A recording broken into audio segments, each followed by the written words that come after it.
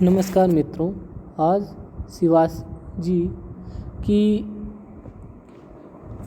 जीवन की चरित्र चित्रण कार्तिक प्रसाद जी की पुस्तक का विवरण लेके मैं आया हूँ। इन्होंने शिवाजी के गुण और उनके चरित्र का वर्णन किया है। इन्होंने लिखा है कि हृदय में आनंद उत्साह उमंग आता है, शरीर पुलकित और रोमांचित हो जाता है जब शिवाजी की चरित्र चित्रण को पढ़ते हैं। ऐसा इन्होंने इसमें लिखा है कि जय जयति जय आदि शक्ति, जय कालिक पर्दिनी, जय मधुकेटव छलनी, देव विजय महिषी विमर्दिनी, जय चामुंड जय चंडमुंड भंडासुर खंडिनी, जय सुरक्त जय रक्त बीज बिंडाल विहंडिनी, जय निशुंग सुबदल भंगी भूषणम, जय जय भननी सर्जा समर्थ शिवराज कह देहि विजय, जय जय जय जननी। इससे इन्होंने शुरुआत की है। भारत के दक्षिण पश्चिम दिशा में एक छोटा सा पहाड़ी देश है। इसके उत्तर में सतपुड़ा पहाड़ अचल घिरा पड़ा है। पश्चिम दिशा में अति गंभीर तरंगों से तरंगित अपार अनंत नीलवर्ण समुद्र निज भयावर्णी मूर्ति से घिरा है। पूर्व की ओर वर्धा नदी बह रही है और दक्षिण की ओर गोवा नगर एवं पहाड़ी बिहार धरती है। इसी प्रदेश का नाम महाराष्ट्र देश है। इसका परिमाण फल 1,200 वर्ग मील है। इस देश में उत्तर दक्षिण की ओर दुरारोह पर्वत गहन वनों से ढका पड़ा है कि जिसकी मनमोहनी छटा देखी ही बन आती है। ईस्वी 1600 सदी में अहमदनगर के राजा के यहाँ मालो होसला नामक एक बहादुर रिसालदार था। इसके कोई संतान न थी। इसकी स्त्री ने शाह सफ़र की दरगाह से पुत्र होने की मनौती मांगी। देव योग से उसको गर्व रहा और सन 1600 क्या लिखा हुआ है ईस्वी में एक पुत्र पैदा हुआ। उन्होंने मनौती के अनुसार पुत्र का नाम शाहजी रखा। मालोजी ने अपने बेटे शाहजी का विवाह अहमदनगर के बादशाह के 10,000 सरदार जरोदाऊ की बेटी से किया और पूना और सूबा बादशाह के जागीर में पाया तथा शिवनेरी और चांकन ये दोनों किलों पर सरदार भी नियत हुआ। अहमदनगर की बादशाहत बिगड़ते पर शाहजी शाहजहां बादशाह के पास दिल्ली आ गया और वहां अपनी जागीर कायम रखने के लिए सनत ले आया। पर थोड़े ही दिन पीछे किसी वेमनस्य ने दिल्ली का अधिकार छोड़कर वो बीजापुर के बादशाह से जा मिला और अपने राज्य में कर्नाटक के बहुत से गांव मिला लिए। धीरे धीरे इसे वो अपना अधिकार अधिक फैला लिया। शाहजी ने जीजाबाई नाम की एक महाराष्ट्र कन्या से विवाह किया। जीजाबाई के गर्भ से शाहजी के 2 पुत्र जन्मे। बड़े का नाम शंभू और छोटे का नाम शिवाजी। सन 1627 ईस्वी के मई महीने में पुणे से 50 मील उत्तर शिवनेरीगढ़ में शिवाजी का जन्म हुआ। शाहजी का प्रेम अपने बड़े बेटे शंभू जी पर अधिक था, इसलिए शंभू जी को तो सदा वो अपने साथ रखते, परंतु शिवाजी अपनी माता जी के साथ रहा करते। शिवाजी के जन्म के 3 वर्ष के उपरांत शाहजी ने तुकाबाई नाम एक मर्दिष्ट से विवाह कर लिया। दूसरा विवाह करने के कारण जीजाबाई ने शाहजी की अनबनत होने लगी। उस समय शाहजी की अवस्थिति कर्नाटक में थी। शाहजी ने जीजाबाई को और निजपुर शिवाजी को अपना पूना की जागीर में भेज दिया और दादाजी कर्णदेव नाम एक सुचतुर मनुष्य को उसकी रखवाली और पूना की जागीर के संभाल के लिए उसके साथ कर दिया। दादाजी कर्णदेव बड़े ही सचतुर, कार्यदक्ष और प्रभु भक्त थे। पूना में आकर दादाजी कर्णदेव ने जीजाबाई और शिवाजी के रहने के लिए एक अति उत्तम महल बनवाया जिसमें शिवाजी ने अपने बचपन के दिन बिताए थे। शिवाजी को विद्या शिक्षा देने के लिए दादाजी ने बहुत कुछ यत्न किया, परंतु पढ़ने लिखने में शिवाजी का चित्त जमता नहीं था और न इनकी इस ओर रुचि ही थी। इनकी स्वाभाविक चित्तवृत्ति सिपाहीगिरी की ओर ही अधिक थी। इसलिए दादाजी ने शिवाजी को पढ़ना लिखना छुड़वा तीरंदाजी, नौकेबाजी, घोड़े पर चढ़ना आदि सिपाहीगिरी के फन में अच्छी शिक्षा दी, जिससे शिवाजी ने बड़े परिश्रम और उत्साह से सीखा। कुछ दिनों के उपरांत शिवाजी युद्ध विद्या में पूर्ण विशारद हो गए। विद्या विषय में तो शिवाजी अपना नाम भी कठिनता से लिखते थे, परंतु अपने सनातन धर्म कर्म में वह बड़े ही निष्ठावान और दृढ़ थे। महाभारत, रामायण आदि पुराण इतिहासों पर शिवाजी का ऐसा दृढ़ अनुराग था कि जहाँ कहीं महाभारत आदि की कथा होती वहाँ अवश्य जाते और भक्तिपूर्वक सुनते। प्राचीन आर्य वीर पुरुष की वीरता को सुन उन्हें बड़ा ही आनंद होता और हृदय में वीरता की उत्तेजना हो आती। गो ब्राह्मण की रक्षा और सेवा में वह सदा सर्वदा संयंत्र रहा करते थे, और ज्यों-ज्यों इन बातों की उन हृदय में दृढ़ता होती जाती, त्यों-त्यों पर धम्मी मुसलमानों पर कोप और घृणा बढ़ती जाती थी। शिवाजी की यह दृढ़ प्रतिज्ञा थी कि हिंदू धर्म द्वेषियों को नाश कर सारे भारत पर निज धर्म को दृढ़ता से फैलावें, सदा गो ब्राह्मण की रक्षा और सेवा करें। बड़ी बड़ी कठिनाइयों और विपदाओं को भूलने पर भी उनकी स्वधर्म निष्ठा दिनों दिन यूँ बढ़ती रही कि जैसे बार बार तपाने से स्वर्ण की जिलो लेती है। अपने जीवन के अंत दिन तक उनके हृदय में अनेक अपनी टेक न भूली। मावल पर्वत में रहने वाले मावली जाति पर शिवाजी का बड़ा विश्वास और स्नेह था, क्योंकि ये लोग बड़े उद्योगी, कामकाजी, साहसी, परिश्रमी और लड़ाकू होते थे। इन्हीं मालवियों के लड़के को साथ लेकर शिवाजी जंगल पहाड़ों पर घुमा करते और शिकार खेलते। यूँ ही घूमते घूमते दूर दूर तक के पहाड़ियों और झाड़ियों के राजघाट से शिवाजी खूब ही परिचित हो गए थे। धीरे धीरे इनके साथियों का जमाव बढ़ता गया। कुछ दिनों में इन्होंने अपने अधीन में एक छोटी सी पलटन बना ली। 19 वर्ष अर्थात सन 1646 ईस्वी में इन्होंने तोरन की किला जीत लिया। यह किला एक ऐसे विकट पहाड़ के ऊपर था कि जिस पर पहुंचना बड़ा ही कठिन था। सन 1648 में शिवाजी ने एक नया किला बनाया और उसका नाम रखा रामगढ़ रखा। यूँ ही बीजापुर के राजा की कई एक गढ़ियों पर अपना अधिकार जमा लिया। शिवाजी की ऐसी कार्यवाहिनियों को देख बीजापुर की सरकार ने क्रोधित होकर शाहजी के पास कर्नाटक में पत्र भेजा कि तुम अपने पुत्र को हटको, नहीं तो इसका परिणाम तुम्हारे लिए खोटा होगा।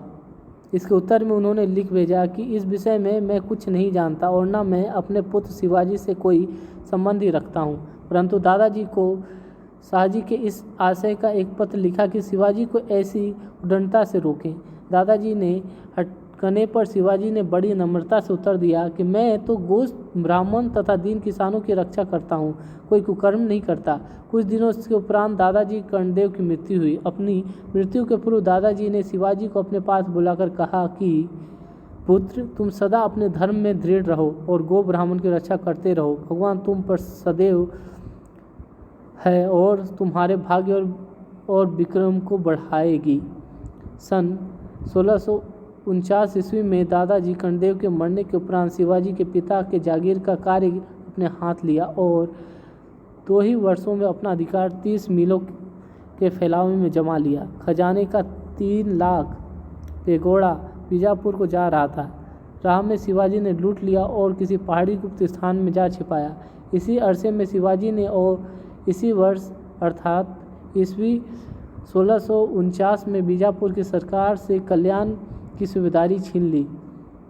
तब तो बीजापुर की सरकार ने शाहजी को कर्नाटक में कैद करा लिया और कहा कि जब तक तुम्हारा लड़का अपने उपद्रव से बाज न आवे तुम्हें कारागार में रहना पड़ेगा और अत्यंत कठिनाई में तुम्हारे प्राण लिए जाएंगे। शाहजी ने बहुत कुछ कहा और सत्य कहा कि मैंने निज पुत्र शिवाजी से कोई भी वास्ता नहीं रखा है, पर कुछ सुनाई न हुई। बाजपुर पूरे नाम के एक महाराष्ट्र ने विश्वासघात से शाहजी को गिरफ्तार करवा दिया था। उस समय शिवाजी की 22 वर्ष की अवस्था थी। इन्होंने सोचा कि जब तक पिता केस से न छूट ले शांत रहना चाहिए। ऐसा विचार कर शिवाजी लाचार हो कुछ काल तक शांत रहे। जब सुना कि शाहजी केस से छूट गए हैं तो पुनः लूटमार करने लगे और जावली के स्वामी को मार उसका राज्य अपने अधिकार में कर लिया। सन 1657 में जिस समय औरंगजेब बीजापुर से युद्ध में प्रवृत्त हुआ, उस समय शिवाजी ने औरंगजेब को लिख भेजा कि मैं आपकी सेवा करने और बीजापुर से युद्ध करने में राजी हूँ। शिवाजी के इस कहने में औरंगजेब आ गया और बीजापुर राज्य का जितना हिस्सा शिवाजी ने दखल कर लिया था औरंगजेब ने इन्हें लिख दिया। परंतु बीजापुर से औरंगजेब की फौज के लौट आने पर शिवाजी मुगलों के अधिकृत स्थानों पर चढ़ाई करने और उन्हें अपने अधिकारों में लाने लगा। शिवाजी जुनेरी की रियासत से 3 लाख पेगोड़ा लूट लाए। अब शिवाजी को अधिक सैन्य रखने की आवश्यकता हुई, इसलिए इन्होंने अपनी सैन्य संख्या बढ़ाई। उसी समय 700 पठानों को बीजापुर की सरकारें अन्यायपूर्वक छुड़वा दिया था। शिवाजी ने उन पठानों को अपनी सैन्य में भर्ती कर लिया और उन्हें एक मरहट्टे सरदार की अधीनी में कर दिया। शिवाजी ने विचार कि प्रबल औरंगजेब से बिना मिले भली प्रकार कार्य सिद्धि न होगी, इसलिए दूत द्वारा औरंगजेब को यह कहला भेजा कि मैं अपने कृत कार्यों को बड़ा ही लज्जित और दुखी हूँ, परंतु अब मेरा यह निवेदन है, यदि कोंकण की जागीर मुझे मिल जाए तो मैं सदा बादशाहीदारियों की रक्षा करता रहूँगा। इधर औरंगजेब ने विचारों को महाराष्ट्र देश में इस समय शिवाजी एक अच्छा वीर पुरुष की इसलिए उसे मिला रखना ही सलाह है। ऐसा सोच बादशाह लिख भेजा कि तुम खुशी से कोंकण पर अपना कब्जा कर लो। इस आज्ञा को पाते ही सन 1659 ईस्वी में शिवाजी ने कोंकण पर अपनी चढ़ाई की, परंतु देवयोग से शिवाजी की बहुत सैन्य मारी गई और अनंत हार हुई। जब से शिवाजी ने युद्ध करना प्रारंभ किया था, यह हार का पहला मौका था।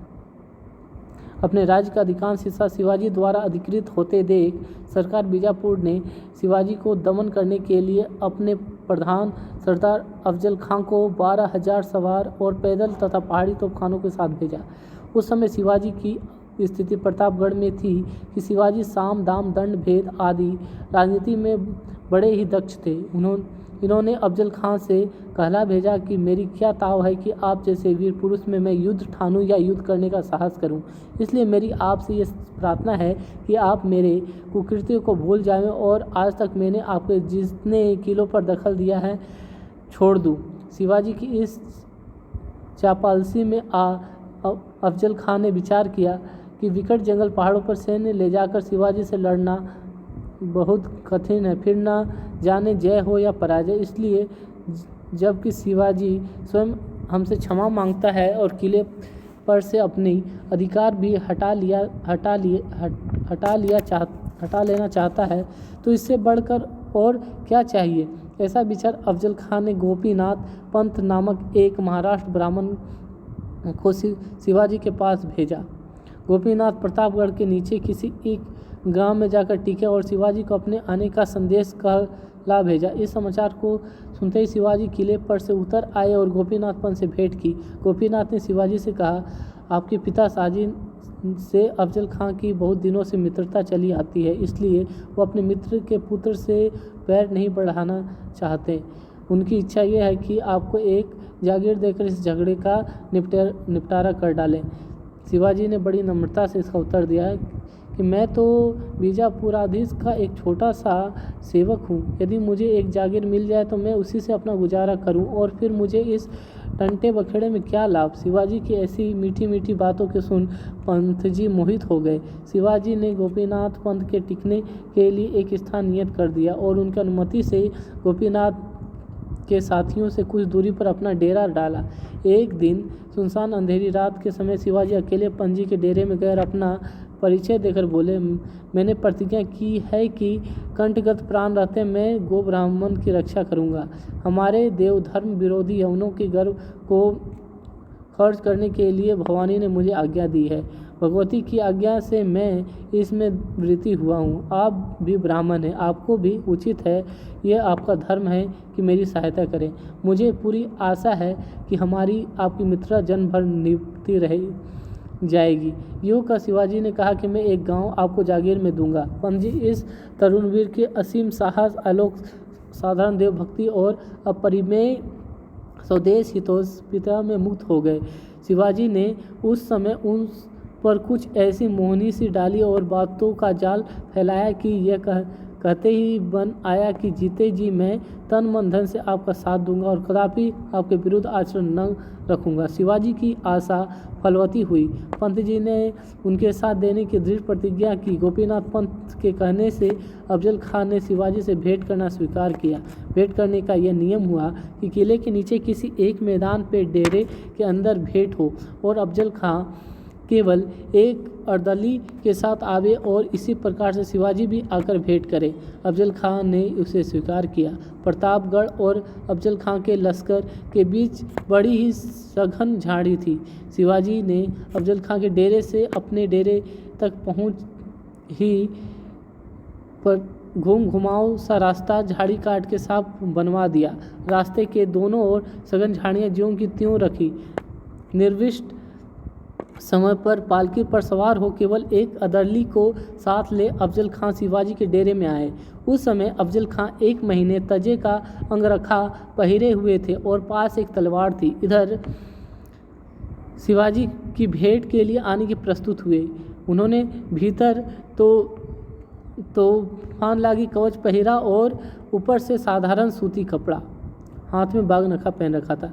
हाथ में तलवार और एक ही हथियारबंद सिपाही साथ लेकर आए और नम्रता और शिष्टाचार से साथ उठकर अफजल खां को स्वागत ज्यों ही गले मिले कि दगा दगा कर चिल्लाया। कारण यह हुआ कि शिवाजी अनरखे के अंदर बगनखा लगाए हुए थे कि जिसने अफजल खां की बखी और पेट फाड़ डाला। तड़पता हुआ तड़प के अफजल ने जीवानी पर तलवार तो चलाई, परंतु वहाँ जो अंदर फौलादी कवच था चोट न आई। उलट के शिवाजी ने एक हाथ तलवार का ऐसा मारा कि अफजल खां भूमि पर लौट गया। अफजल खां के अर्दली ने बड़ी वीरता से कुछ क्षण युद्ध किया और अंत में वो भी मारा गया। पालकी उठाने वालों ने चाहा कि अफजल की उसार उठाकर ले जाएं, परंतु न ले जा सके। इशारा करते ही शिवाजी के सिपाही आ पहुंचे और इनमें से एक ने अफजल का मुंह फाड़ दिया और गढ़ में ले गया। यह बातें सुनने में बहुत है, परंतु वहाँ क्षण भर में ही हो गई थी ये बातें। शिवाजी ने पूर्व ही झाड़ी के मध्य से जो रास्ता कटवाया था उनके दोनों ओर झाड़ियों में मावली जाति के सिपाहियों को छिपा रखा था। संकेत करते ही वे लोग निकल आए और बीजापुर के लश्कर पर टूट पड़े।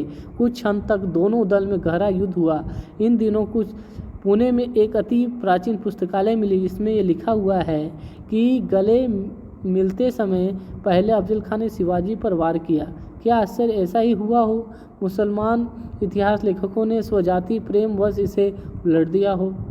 इस प्रकार का अस्त्र जो बाघ के पंजे के आकार का फौलादी होता है, दस्ताने में लगा और छिपा रहता है। सामान्य झटके से नख बाहर निकल आते हैं। यह नख ठीक बाघ के नख के समान चोखे वाले होते हैं। अंत शिवाजी के वीरों के सम्मुख न टिक सके, अंत में भाग निकले। शिवाजी ने उन भागते हुए सिपाहियों का पीछा न किया। इस युद्ध में शिवाजी ने आश्चर्य विजय पाई, जिससे प्रशंसा में भूषण कवि लिखते हैं, उते बादशाह तू के गजन के ठठलू छुटे, उमड़ी उमड़ी मतवारे घन भारे हैं, इति शिवराज जू के छुते शिवराज कुम, करिन बिदारी फारी चिकर कारे हैं, फौजे शेख सेयन मुगल ओ पठानन की, मिले अफजल का हो मार न संहारे हैं, ये हिंदुस्तान की विहद तरबारी राखी, के यो वार दिल्ली के गुमान झारी डारे हैं। सरल जी के मनुष्य को जो अपने प्रतिकार्य में सरलता का प्रमाण परिचय देते हैं, वे तो अवश्य शिवाजी इस कार्य के लिए उत्कृष्ट होते हैं। ऐसा इन्होंने लिखा है। इनकी कौशलता को उन्होंने भूषण जी ने कविता में कहा है कि छूटत कपानन के तीर गोली बानन के, मुश्किल होत मूर्छानन के ओट में, ताही तबे शिवराज को मुँह के हल्ला किन्हू, दावा बांझी पंचो हल्ला वीर झट चोट में, भूषण भनत ते ही हिम्मत जहाँ लो गिनो, कीमत यहाँ लग है जाके भट जोट में, ताओ दे दे मुछत गरबन के पाँव में, पाँव दे दे घाव दे दे अरि मुख कूद पे परिकोट में। इस प्रकार बारंबार विजय से शिवाजी की ऐसी प्रसिद्धि हो गई कि दूर दूर से हिंदू वीरंगना आकर शिवाजी का दल पुष्ट करने लगे। शिवाजी का रिसाला दूर दूर तक धावा मारते हुए मुसलमानी रियासतों को लूटने लगा। शिवाजी का आतंक दूर दूर तक फैल गया। लोग डरते और घबराते थे कि न जाने किस दिन किधर से शिवाजी चढ़ आवे। बीजापुर के आसपास शिवाजी ने लूटमार मचा दी। कोटगढ़ ढाए एक के बाद सहन के देश दाही यतु है। भूसद भनत महाराज शिवराज एके सहन के सैन्य पर उग बहियातु है। क्यों न होती बेनी की बधुवर बोरिनी सी दोरन सितार को क्यों निबाहतु है। रावरे नगारे सुने वेरे वारे नगरन नेन वारे नदन निवारे चाहिए हतु है। शिवाजी की उदंड वीरता और वैभव को बढ़ते देखकर बीजापुर के बादशाह विक्रोधित और धधक उठी। उसमें से अपना एक दूत शिवाजी के निकट यह कहला भेजा कि अभी वो तक अच्छा है, यदि तुम हमारी दास्यता स्वीकार कर लो। दूत ने आकर शिवाजी से अपने प्रभु की आज्ञा कह सुनाई। दूत के मुख से बादशाह के अभिमानपूर्ण वाक्य को सुनकर शिवाजी ने बड़ी गंभीरता से कहा, तुम्हारे स्वामी को मेरे ऊपर आज्ञा करने का क्या अधिकार है। तुम कुशल पूर्वक यहाँ से चले जाओ, नहीं तो तुम्हें कष्ट भोगना पड़ेगा। शिवाजी के इस रूखे वचन को सुन दूत बीजापुर लौट आया और अपने स्वामी से शिवाजी का संदेश का सुनाया। दूत के मुख में अभिमानपूर्ण उत्तर सुन बादशाह की भारी क्रोध आया और इस दर्प को दमन करने के लिए अनेक सैन्यों के सहित स्वयं बादशाह ने शिवाजी पर चढ़ाई की। 2 वर्षों तक युद्ध चलता रहा। इसमें मरकट्टों की बहुत सी जागीर बीजापुर वाले के अधिकार में चली गई, परंतु अंतिम लाभ का भाग शिवाजी की ओर रहा। सन 1649 में जब बीजापुर के बादशाह ने शिवाजी के पिता शाहजी को कैद कर लिया था, उस समय शाहजी को मधोल का जागीरदार वादेपुरा नामक मनुष्य ने विश्वासघात से गिरफ्तार करवा दिया था। इस प्रकार से उन्हें सच्ची वीरता से उनको मार मिटाया। ऐसे इन्होंने लिखा है। ये पुस्तक पूरी पढ़नी चाहिए और इनमें विशेष विवरण है। ये कविताओं के माध्यम से हमें वीर रस की प्रधानता मिलती है। कैसे इन्होंने रायगढ़ में जीती, उसके बाद कवि छत्रसाल पन्ने का भी उन्होंने विवरण किया है। उन्होंने लिखा भी है कि इंद्र जिमि जंग पर बढ़त सुभंग पर रामन सुधन पर रघुकुल राज है। पौन वारी वाह पर सम्मुरति राह पर ज्यों सहस्त्र बाह पर राम दुगिराज है। दावा द्रुम दल पर चिता मृग ढूंढ पर भूषण बिनंद पर जैसे मृगराज। तेज तिमि रस पर कानकी रंस पर ज्यों मलेच्छ पर शेर शिवराज है। शिव शिवराज। भूषण को 5 हाथी और 50,000 रुपये दिए और बड़े आदर सत्कार से कविराज को अपने दरबार में रखा। पिता के देहांत के उपरांत शिवाजी ने विचार किया कि अब तक पूज्य पिता बैठे थे, उनके बैठे राजा बनना उचित न था, परंतु अब उनका देहांत हो गया, इसलिए अपना राज नम्रतापूर्वक राजा बनना स्वीकार किया। शिवाजी की पितृभक्ति और मर्यादा कैसी प्रशंसा थी, यह देखने लायक है। सन 1664 ईस्वी में शिवाजी ने अपना राज्य स्थापना कर टकसाल बनवाया और अपने नाम का सिक्का ढुलवाया। आज शिवाजी की प्रतिज्ञा पूर्ण हुई। दूर देश ने गर्भवतों खरकर शिवाजी ने हिंदू राज्य की स्थापना की। यवनों के कराल द्वेष गुस्से से हुए हिंदुओं के हृदय शीतल पहुँचे। निज धर्म रक्षा के लिए मिली तो जिनकी प्रशंसा में भूषण ने लिखा है, वेद राख्यो विदित पुराण राख्यो शाश्वत, राम नाम राख्यो अति रसना सुधर्मे, हिंदुन की चोटी रोटी साखी है सिपाहिन की, कांधे में जनेऊ राख्यो माला राखे गलन में, मीड़ राखे मुगल मरोड़ राखे बादशाह, बेरी पिस राखे वरदान राख्यो कर में, राजन की हद राखी तेग बल शिवराज, देव राख्यो देवल स्वधर्म राख्यो धार में, मारकर बादशाही खाक शाही किन्हीं जिन, जेर किन्हीं जोर सो ले हद सब मारन की, सिख गई सेखी हिस गई सुरताई सब, हिस गई हिम्मत हजारों लोग प्यारे की, बाजा दमा में लाखों धौसा आगे सुरजात, गरजत मेघ ज्यों बरात चढ़े भारन की, दुल्हो शिवराज भयो दक्षिणी दमा लेने वाले, दिल्ली दुल्हिन भई शहर सितारे की, शिवाजी ने सोचा कि जल थल दोनों पर संबल बिना रखे पूर्ण रूप से शत्रु पराजित नहीं हो सकती, इसलिए उन्होंने बहुत सी रणनीति नौकाएं बनवाई। रन नौकाएं बनवाई। इन जहाज़ों पर चढ़ मरकट्टे जलपथ से दूर दूर तक लूट मार करते और मक्के जाने वाले यात्रियों को लूटते थे, जिसमें बड़ी लूट उनके हाथ लगती। सन 1665 ईस्वी के फरवरी से शिवाजी ने बड़ी तैयारी से जलपथ द्वारा युद्ध की तैयारी की। उस समय शिवाजी 88 जहाज़ लेकर चढ़े थे। इनमें 3 जहाज़ बहुत बड़े थे, जिनमें 3-3 मस्तूल लगते थे। बाकी ऐसे थे कि जिसमें से बोझा एक एक जहाज़ पर चढ़ता था। इन जहाज़ों पर 4000 सैन्य थी। ये चढ़ाई शिवाजी ने वीरसिलोर पर की थी, जो गोवा के 130 मील दक्षिण की ओर था। काल का भी क्या ही प्रभाव है कि आज उस समय स्थान का नक्शे तक में स्थान नहीं है। समुद्र की जल आयु के शिवाजी का स्वास्थ्य बहुत ही बिगड़ गया और वायु प्रतिकूलता के कारण बड़े कष्ट सहने का पड़े, परंतु केवल साहस के बल पे वो निज उद्योग में कृत कार्य हुए और बहुत कुछ लूट और धन लेकर निज राजधानी में लौट आए। यही प्रथम और अंतिम अवसर था कि स्वयं शिवाजी ने इस धूमधाम से जल युद्ध की यात्रा की थी। यह चढ़ाई सन 1665 ईस्वी के प्रारंभ में हुई थी। निज राजधानी में पहुंचते ही इन्हें सोच लगी कि मक्के के यात्रियों को लूटने के कारण क्रोधित होकर औरंगजेब ने अधिक सैन्य के साथ अंबराधिपति महाराज जयसिंह और दिलेर रखा को भेजा है, जो उसकी अमलदारी तक पहुंच गए। शिवाजी ने अपने मंत्रियों से विचार कर यह स्थिर किया कि इनसे युद्ध कर संधि कर लेनी चाहिए। शिवाजी ने अपनी ओर से रघुनाथ पंत न्याय शास्त्री को संधि के प्रस्ताव के लिए जयसिंह के पास भेजा। महाराज जयसिंह के दूत से बहुत कुछ बातें हुई और दूत ने लौट आने पर स्वयं शिवाजी थोड़े से मनुष्यों को साथ लेकर जयसिंह से भेंट की। डेरे के निकट पहुंचकर शिवाजी ने अपने आने का समाचार कहला भेजा। जयसिंह के एक सरदार को आगवानी के लिए भेजा और डेरे के द्वार पर से आप जाकर आगवानी ली और बड़े सत्कार के साथ लाकर शिवाजी को अपनी दाहिनी गद्दी पर बैठाया। संधि के नियम के विषय में शिवाजी ने कहा कि इस समय मेरे अधीन 32 किले हैं, जिनमें से 20 किले बादशाह को लौटा दूंगा और 12 किले अपने अधीन रखूंगा, जो निज राज्य के चारों ओर है। सिवाय इसके लाख पेगोड़ा खिराज के दूंगा। परंतु नुकसानी की पूर्ति के लिए शिवाजी ने बड़ी चतुराई से यह कहा कि बीजापुर इलाके पर सरदेश मुखी अर्थात चौथ लगाई जावे और उसमें उगाई मेरे जिम्मे हो।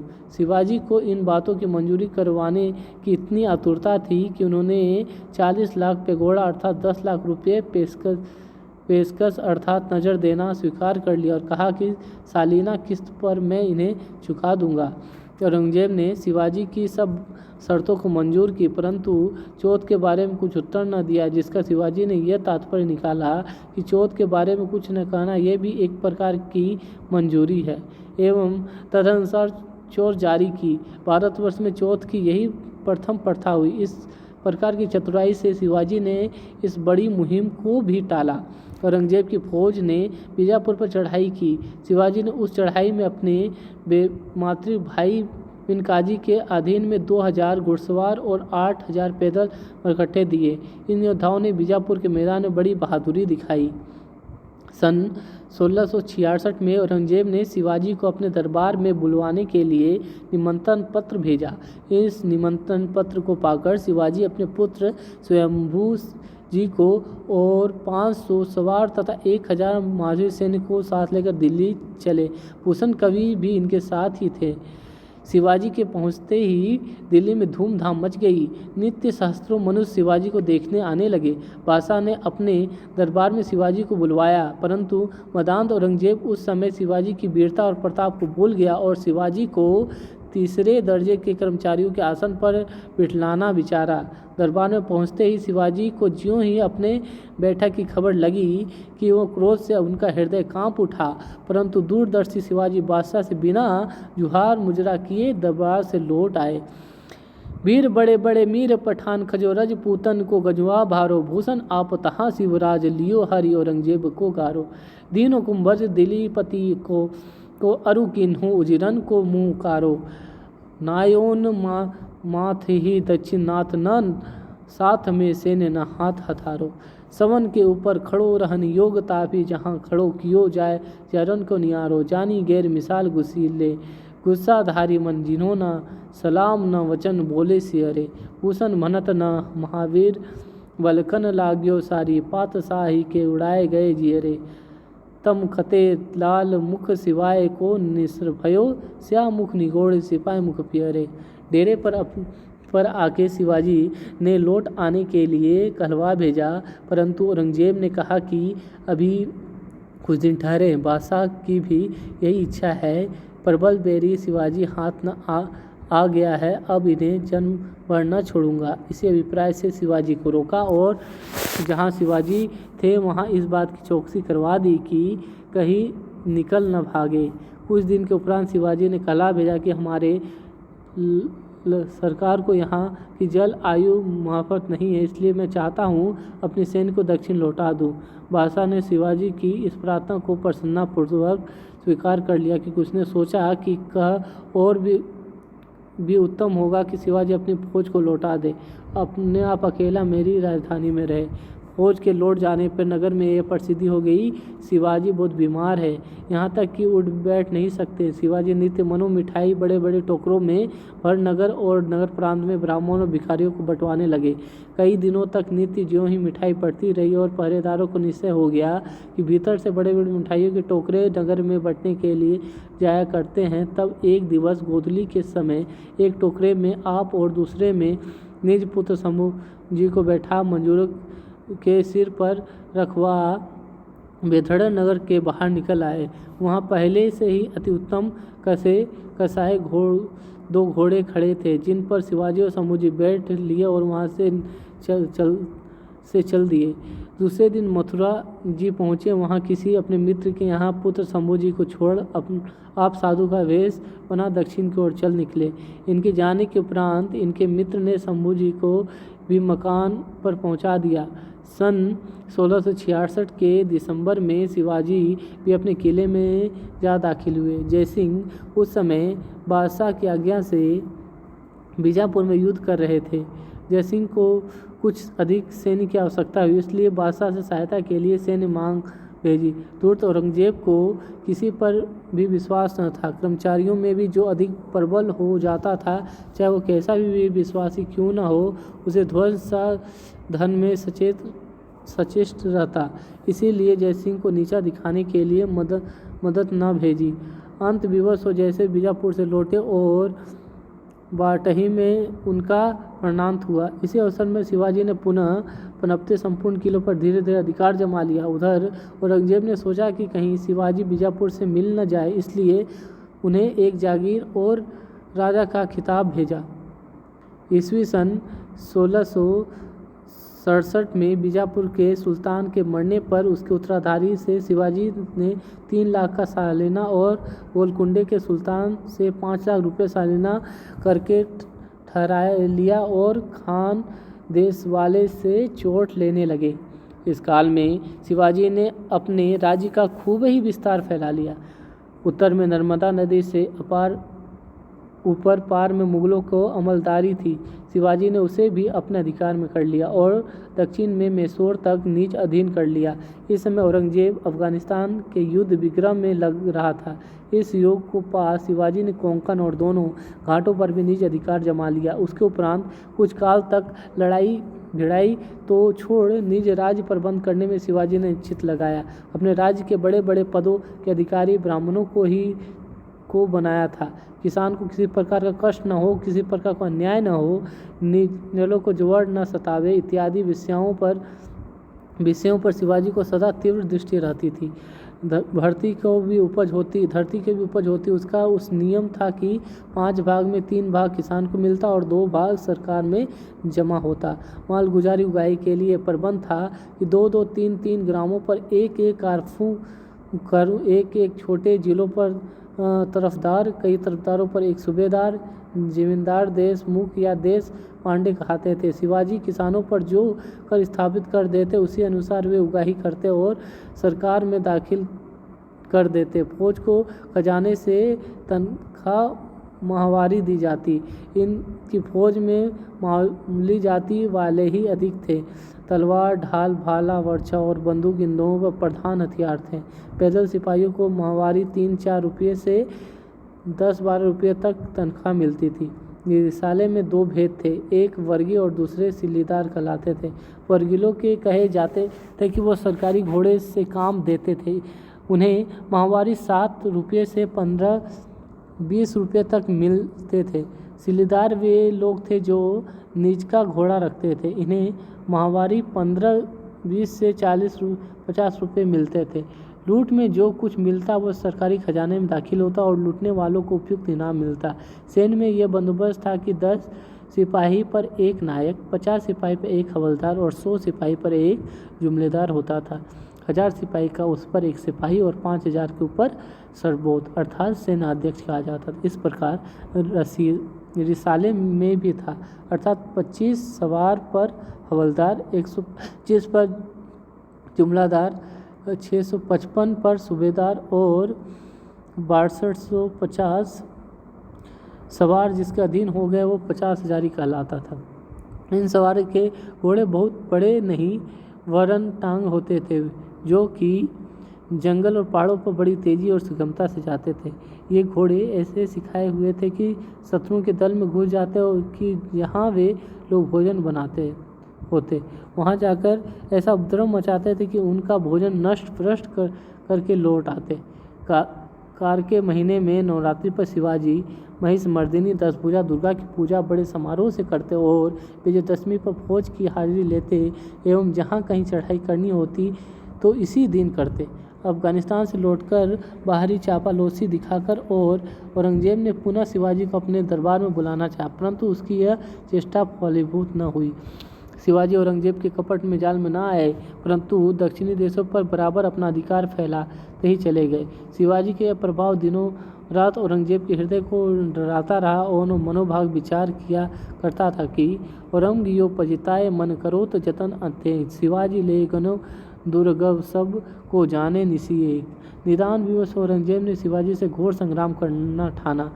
इस पर समाचार मिलने से वीर शिवाजी का हृदय बादशाह के कोप से नेक भी दहला उठा, वरन द्विगुणित साहस और उत्साह से सच्चे वीर पुरुष की नाई निजवीर धर्म के इच्छा में यत्नशील हुई और मुगलों के अधिकृत कई किलों पर विजयी पताका चढ़ाई। इसमें सिंहगढ़ को विजय करने में बड़ी वीरता दिखाई। यह बड़ा ही विकट गढ़ था, परंतु शिवाजी का एक वीरवर सैनिक अपने माओली सिपाहियों को ले जाकर फाड़कर किले के अंदर घुस गया और बहादुरी से विजय पाई। युद्ध से शिवाजी ऐसे प्रसन्न हुआ, अपने बहादुरों को निज हाथ से बड़े पहराए और शाबाशी दी।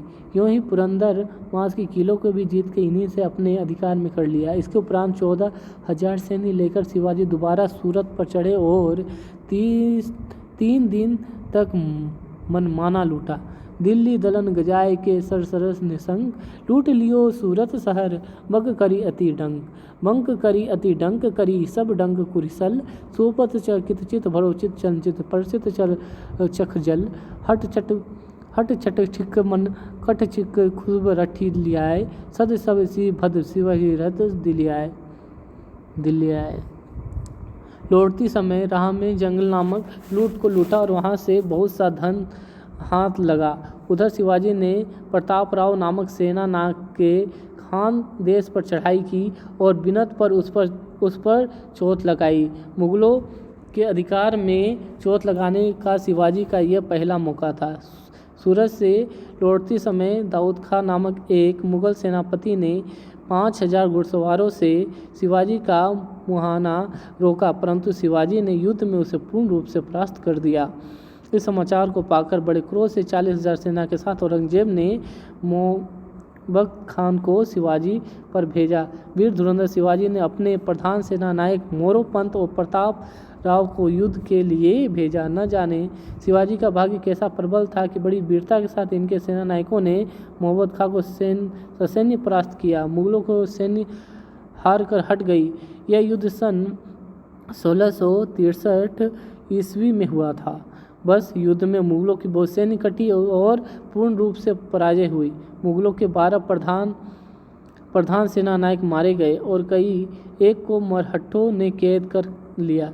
इन कैदियों को शिवाजी ने अपने निकट रख बड़ी खातिर से उनकी सेवा करवाई और अंत उन्हें छोड़ दिया। आज तक मुगलों से और मरहट्टों से जितने युद्ध हुए हैं उनमें से यह युद्ध प्रधान था। इस युद्धों में मुगलों के सब हौसले पस्त हो गए और मराठों की वीरता और रणदक्षता का भली प्रकार परिचय मिला। दूर दूर तक शिवाजी की वीरता का यश और आतंक फैल गया। उस समय औरंगजेब अफगानियों से ऐसा उलझ रहा था कि फिर इधर की सूध न रही। शिवाजी की समर चातुरी और अलौकिक साधारण सामरिक बुद्धि को सुन वे लोग चकित और विस्मित होने लगे। शिवाजी ने तो पहले ही राजा को उपाधि ग्रहण कर ली और अपने नाम का सिक्का जारी कर ही दिया था, परंतु अब उन्होंने शास्त्र विद्या से अपना राज्याभिषेक करना विचारा। अभिषेक कार्य के लिए काशी के प्रसिद्ध वैदिक पंडित गंगा भट्ट जी को बुलाया। सन 1674 ईस्वी के 6 जून को यानी ज्येष्ठ शुक्ल त्रयोदशी रायगढ़ में वेद विधान अनुसार शिवाजी का राज्याभिषेक बड़े समारोह में से हुआ। उन्होंने अपनी उपाधि छत्रपति महाराज शिवाजी भोंसला रखा। राज्याभिषेक के उपरांत शिवाजी ने सुवर्ण की तुला की, जिसमें 16,000 पेकोड़ा अर्थात 64,000 रुपये का सोना चढ़ा। यह स्वर्ण और भोजन वस्त्र तथा अनेक दान पुण्य करके शिवाजी ने योग पंडितों को तथा दुखियाओं को दिया। यह दिवस अति उमंग गिरिशृंग पर स्थित रायगढ़ में आनंद का समुद्र सा उमड़ आया। राजा सिंहासन पर बैठने के स्मारक में शिवाजी ने अपना एक साया भी उछवाया। राज्य का शासन के लिए शिवाजी ने 8 अपने प्रमुख प्रधान रखे, जिनके पदों के ये हैं: पेशवा पंत, अमात्य, पंत सचिव, मंत्री, सेनापति, सुमंत, न्यायाधीश और पंडित राव। ये 8 पद राज्यकाज संभालने के लिए स्थिर किए गए। इन्हें अष्ट प्रधान भी कहते हैं और अपने विजय किए हुए देशों का काम आपाजी सोनदेव को सौंप दिया। सन 1675 ईस्वी में उन्होंने अपनी सैन्य को नर्मदा के अपार भेज दिया, जिसमें जाकर गुजरात की विजय हुई। सन 1676 में इन्होंने बीजापुर के आश्रित अपने वैमात्रिक भाई भिकाजी से अपने पिता की जागीर बढ़वाई और बीजापुर का इलाका लूटने के कर्नाटक विजय किया। इस समय इनके साथ 4,000 पैदल और 30,000 सवार थे। शिवाजी के साम्राज्य पंथ से पेशवाई लेकर मोरोपंत पिंगलाई को उस स्थान पर नियत किया। प्रताप राव गुर्जर इनका प्रधान सेनापति था, जिसके मरने से उपरांत हमीर राव मोहिता उसी काम पर हुआ। सन 1679 ईस्वी में औरंगजेब ने बीजापुर विजय करने के लिए दिलेर खां के अधीन अनेक सैन्य सामंत के साथ बड़ी फौज भेजी। उस समय बीजापुराधिपति शिवाजी से सहायता मांगी। शिवाजी ने सहायता देना स्वीकार किया और एन कुशलता से दिलेर खान को ऐसा परास्त किया कि अंत उसे दिल्ली लौट आना पड़ा। इस सहायता के पलटे में शिवाजी ने तुंगभद्रा और कृष्णा के बीच की धरती, जिसे रायचूर 2 आवा कहते हैं, पाई। शिवाय ने इसके दक्षिण में अपने पिता की जागीर और वे स्थान भी जिन्हें इन्होंने स्वयं विजय किया था। बीजापुर की ओर से सजाई इन्होंने बीमा के बीच में के स्थानों को विजय कर लिया और औरंगजेब के आंचल शिवाजी के 3 दिन तक औरंगाबाद में मनमानी लूट की। इस यात्रा से लौटकर शिवाजी ने भिन्न भिन्न और 27 किले जीते। सन 1680 ईस्वी में शिवाजी के घुटने में दर्द उठी और घुटने फूल गए, साथ ही ज्वर भी आ गया। उस समय शिवाजी रायगढ़ में थे। इसी कालज्वर में तारीख 5 अप्रैल को महाबली धर्मधुरीन महाराज छत्रपति शिवाजी भोसले का देहावसान हुआ। उस समय उनकी 53 वर्ष की अवस्था थी। शिवाजी के 2 पुत्र थे, संभाजी और राजा राम। संभाजी ने किसी एक ब्राह्मणी से बलात् व्यभिचार किया था, इसलिए शिवाजी ने उसे कुछ दिन के लिए कैद कर दिया। यह उनके न्याय पर ताका उज्ज्वल दिव्य दृष्टांत है। प्रतापी महाराज शिवाजी ने निज बाहुबल से बहादुर व्याप्त निज राज्य स्थापित किया था। उनके राज्य का विस्तार उत्तर में 400 मील लंबा और 120 मील की चौड़ाई में था। उन्होंने कर्नाटक का दक्षिणी आधा हिस्सा निज अधिकार में कर लिया और तंजौर में निज आधिपत्य स्थापित कर लिया था। नर्मदा से तंजौर तक और कंकन से समुद्र तक लो विस्तृत भूभाग से स्वामियों में सभी उन्हें कर देकर संतुष्ट रखते थे। दिल्ली से लौटकर 14 वर्ष तक लगातार शिवाजी ने बड़ी बड़ी लड़ाइयाँ मुगलों से ली, परंतु सदा उनकी दांत खट्टे ही करते रहे। जब शिवाजी जीत रहे थे तो औरंगजेब ने कभी भी दक्षिण देशों में स्वयं जाने का साहस नहीं किया। शिवाजी के देहांत के उपरांत सन 1683 में औरंगजेब ने स्वयं दक्षिण में चढ़ाई की। शिवाजी की मृत्यु समाचार को सुनकर औरंगजेब के हृदय में एक प्रकार का दुख सा हो आया। उसने कहा, यथार्थ में शिवाजी बड़ा ही बहादुर वीर पुरुष था, जिसने मेरे मुकाबले पर एक स्वतंत्र राज्य स्थापित कर लिया। मेरे सिपाही लगातार 19 वर्ष तक उस बहादुर से लड़ते रहे और मैं चाहता था कि उसका विनाश करूं, पर वास करूं। उसकी बहादुरी को किसने अपनी प्रतिज्ञा को पूर्ण कर अपनी टेक रख एक स्वतंत्र राज्य स्थापित किया। इससे कोई संदेह नहीं कि प्रतापी औरंगजेब का प्रताप भाई के चारों दिशा में अपना आतंक फैला रहा था। उसने उसके कठोर शासन से भयभीत हो रहे थे। वीर राजपूत ने प्रताप का सूर्य अस्ताचल कर आश्रय ले रहा था। भारत के प्राचीन प्रताप और वैभव को भारत दुर्दैव के नष्ट और भ्रष्ट कर डाला था। किसी समय जिनके पूर्वजों के साहस और वीरता का पताका जग में फहराया था, उस समय वे स्वाधीनता को जलांजलि से पराधानी की बेड़ी पाहिर अपने जीवन के दिन बिता रहे थे। जिस तेजस्वीता के बल पे पृथ्वीराज ने पवित्र तिरोरी क्षेत्र में अपनी वीरता दिखाई थी, समर सिंह ने आत्म प्राण को तुच्छ मान भैरव रक्ष के विधर्मी शत्रुओं का मुकाबला किया था और अंत में प्राण स्मृति प्रताप सिंह ने प्रबल पराक्रमी सहाय संपन्न शत्रुओं से युद्ध कर विजय लक्ष्मी से परिशोभित हुए थे। उस समय वो तेजस्विता और स्वाधीनता प्रियता धीरे धीरे अस्त हो चली थी। आपस के अनवरत से लोग मटिया भेंट हो रहे थे। हिंदुओं को मुसलमानों के आतंक से कहीं भी शरण नहीं रह गई थी। लोग उन्हीं की गुलामी में अपने दिन बिता रहे थे। महापराक्रमी शिवाजी ने उसी समय फूट को फोड़ एकी के प्रभाव से अपना ऐसा प्रताप जमाया कि जिसे देख लोग विस्मित और चकित होते थे। यहाँ तक कि प्रताप ने प्रतापी औरंगजेब के हृदय को भी दहला दिया था। थोड़े ही दिनों में शिवाजी ने अपना प्रताप भारत के चारों ओर नगर नगर में फैला दिया। शिवाजी केवल उदंड समर कुशल वीर ही न वरन राज्य शासक प्रजा पालक आदि राजनीति में भी ऐसे चतुर और कुशल थे कि जिनकी प्रशंसा अवलो अंग्रेजी इतिहास लेखक गण भी किया करते हैं। क्या यह सामान्य आश्चर्य और प्रशंसा का विषय है कि पिता का दुत्कारा निरालंब निराश्रय निसहाय एक सामान्य बालक बिना किसी के सहारे अपने पौरुष से, अपने उद्योग से, अपनी चतुराई से इतनी बड़ी प्रतापी राजाधिराज हो गए। शिवाजी दुर्गा के परम उपासक थे। उन्होंने अपने खंग का नाम भवानी रखा। वो तलवार अबलो सितारों के राजा के यहाँ है और नित्य उनकी पूजा होती है। इति राजा शिवाय का प्रार्थना पत्र है कि उसने जजिया बंद करने के विषय में स्वर्गवासी को भेजा था। जगदीश्वर की कृपा और महेश्वर की दया का जो भी भान और शीत भानु के समान प्रकाशमान है, धन्यवाद देकर सहंसा की सेवा में निवेदन करता हूँ। यद्यपि यह शुभचिंतक आपके भाग्य बल के कारण महानुभाव के बेलग हो गया, तथापि सेवक की और मान रक्षा के विधान में सर्वदा सर्वत्र यथार्थ रीति पर और जैसा चाहिए तत्पर रहता है। इस हितैषु की शुभ सेवाएं और उत्तमोत्तक परिश्रम हिंदुस्तान, इराक, तुरान, बल्क, बदकस्तान तथा चीन और माचीन देशों के पादशाहों, अमीरों, रायों और राज्यों पर वरन सप्तद्वीप के निवासियों तथा जल और थल के यात्रियों पर प्रकाशित और विदित है।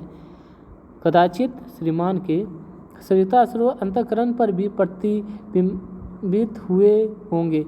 ये तो अपनी पूर्व से वाचों से और श्रीमान के अनुभवों पर दृष्टि करके चिंतकता और राष्ट्रभक्ति की रीति पर कुछ बातें जो कि सर्वसाधारण तथा जन विशेष के हित में संबंध रखती है, निवेदित करता है कि जब उस शुभचिंतक पर चढ़ाइयों की भीड़ से संबंध में बहुत द्रव्य नष्ट हुआ और राजकोष धन रहित हो गया, तो ये स्थिर किया गया कि हिंदू जाति के जजिए मध्य द्रव्य उपार्जित करके राजकाल का प्रबंध किया जाए। महानुभाव, देश विजय विधान की नींव डालने वाले और आकाश पर डेहरी रखने वाले जलालुद्दीन मोहम्मद अकबर बादशाह ने 52 वर्ष पर्यंत राजशासन का न्याय चुकाया। भिन्न भिन्न समाजों ईसवी, मूसवी, दाऊदी, मोहम्मदी, फलसिया, मक्सिया, नसीरिया, दहिया, ब्राह्मण और सेवड़ा के धर्म और व्यवहार के संबंध में सब में मेल रखने वाले सुंदर वर्ताव का व्रत धारण करके जगत गुरु की उपाधि से परिचित विज्ञात और विख्यात हुए। इसी श्रेष्ठता के सौभाग्य और इसकी महान महत्व से प्रभाव के कारण जिधर दृष्टि करते थे जय और प्रताप अगवानी करते थे और परमलोकवासी श्रीमान नूरुद्दीन मोहम्मद जहांगीर बादशाह 22 वर्ष पर्यंत प्रताप के सिंहासन पर विराजमान रहकर मन को प्राणप्रिया और हाथ को अभीष्ट प्राप्ति में रखते थे और श्रीमान महोदय सुरपुर में ढेवड़ी रखने वाले मोहम्मद शाहजहां बादशाह ने 32 वर्ष तक शुभ मुकुट का कल्याणमय छाया संसार निवासियों के शीर्ष पर डाला और अपने मंगलमय समय में सुयश उपार्जन किया। इस महान बादशाहों के तेज प्रताप और धाक का अनुमान इसी से करना चाहिए कि बादशाह आलमगीर गाजी उनके स्थापित किए हुए वर्ताव और नियमों के पालन और संरक्षण में अक्षम है। वह लोग भी जजिया लेने की सामर्थ्य रखते थे, परंतु महान परमात्मा की करुणा का परिचय सब धर्मों व्यवहारों में समझकर धर्मार्थ की धुरी को शुद्ध अंतःकरण के आसपास आने का मग नहीं देते थे। ईश्वर की सृष्टि के लोग उनके राज्य शासन के समय में निर्भीत और संरक्षित रहकर निश्चिंता और समर्थपूर्वक अपने आप को कार्यों के साधन और व्यवसाय में प्रवृत्त रखते थे। महानुभाव के समय में बहुधा पर अधिकार से निकल गए और शेष भी शीघ्र ही निकल जाएंगे, क्योंकि देश के नष्ट और भ्रष्ट करने से चारों ओर अक्षर की त्रुटि होती प्रजा पीसी जाती और प्रत्येक प्रदेश का आय खींची जाती। 100,000 के स्थान पर 1000 आरे, 1000 के स्थान पर 10 हैं। जब दुर्दशा और दरिद्र के पादपशाही संपत्ति सदन में स्थान पा लिया हो तो इतर जनों को क्या दशा हो। इन समय के दो के बड़े बड़े अमीरों की अवस्था संकीर्ण हो रही है। सेना हाहाकार में प्रविष्ट है और व्यापारी पुकार में। मुसलमान रोते हैं और हिंदू जलते। बहुधा मनुष्य असन है और वसन नहीं पाते और बड़े बड़े श्रेष्ठ अमीर हाथों में मुंह लाल करके जन साधारण और विशेष को दिखाते हैं। पादपशाही इसीलिए इन बातों को कैसे सहन कर सकता है। संसार के पत्रों पर अंकित होता है कि हिंदुस्तान का पादपशाह भिक्षुओं, वैरागियों, सन्यासियों और निसहायों के खप्पर पर बलात् हस्तक्षेप पर जजिया लेता है और धनहीनों के सीखे पर पुरुषार्थ जानता है। तैमूर के कुल के नाम पर और कोनी को डुबोया है। महानुभाव, यदि मूल ईश्वर वाक्य पर निश्चय करें तो भुवनेश्वर का शब्द घटित है, न मुसलमेश्वर का। वास्तव में इस्लाम और अनिस्लाम दोनों हमने सामने के बिंदु हैं और अदिश चित्रकार के बनाए हुए ढांचे। यदि मस्जिद है तो उसमें भी उसी की उत्कंठा में लोग बांग देते हैं और यदि देवालय है तो उसमें भी उसी प्रकार विलासा में दुधुम भी बजाते। किसी के धर्म और व्यवहार पर द्वेष करना मानवीय कुरान में विमुख होना है और आदि चित्र पर रेखा खींचना। श्रेष्ठ न्यायालय की व्यवस्था अनुसार तो हिंदुस्तान को जजिया अनुचित है, पर हाँ धीमाधीनी के अनुसार उचित हो सकता है। पहले ऐसा ही था। ध्यान दें, किसी ने पंथ में बिन न डालें। श्रीमान के समय में नगर उजाड़ हो रहे थे, वनों को कौन पूछे। पहले महाराणा फिर राजों ने जो हिंदुओं के संधार से जजिया ले, फिर इस शुभचिंतकों से। चींटियों और मक्खियों को दुख देना पुरुषत्व और पुरुषार्थ नहीं कहलाता। अथेयता और लोलुपता का भान प्रकाशमान और दीप्तिमान रहे। जो इस पुस्तक में बहुत ही देसी कारीगरी अद्भुत नमूने मिले हैं। चंवर, हाथी दांत, मालागिरी चंदन के बने हुए चौरी गाँव की चौर में मुलाकात। ऐसी कड़ी चीज़ों को साल मुकाबले लाना क्या सामान आश्चर्यजनक की बात है। इसकी खूबसूरती देखने पर ही है, यहाँ प्रशंसा करते हैं। कीमत सस्ती चंदन की चौर की ये सारे मिलते। कांच के हैंडल है, कांच की चूड़ियाँ हैं, कंघी हैं, कपूर हैं।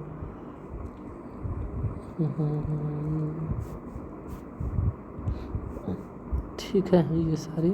धन्यवाद मित्रों, आप पढ़ें और सब खूब आगे बढ़ाएं, यही सब निवेदन है।